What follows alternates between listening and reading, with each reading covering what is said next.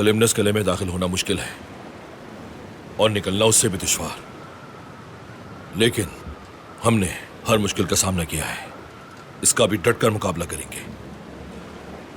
इंशाअल्लाह फतह हमारा मुकद्दर बनेगी। जब इलियास से सुना कि वो सफर पे नहीं जाएगा तो नाराज हो गया। जब हम फतेहयाब होकर लौटेंगे तो उसकी नाराजगी दूर हो जाएगी।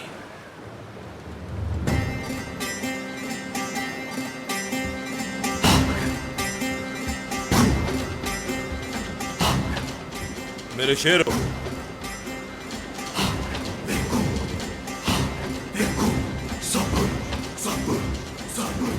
हम जिस सफर पे निकले हैं इसमें या तो फतह या शहादत हमारी मुंतजिर है। वापसी का रास्ता नहीं कोई। जिंदा रहने वाला या शहीद होने वाला एक अजीम मकसद की खातिर जंग का हिस्सा होगा। कलिमनस किला एक बहुत मुश्किल और दुश्वार हदफ है, मगर हम दुश्मन की उस समाजगाह को तबाह कर देंगे। लड़की और वो किताब हासिल करेंगे और अपना इंतकाम लेंगे। दुश्मन को सांस लेने की मोहलत भी नहीं देंगे।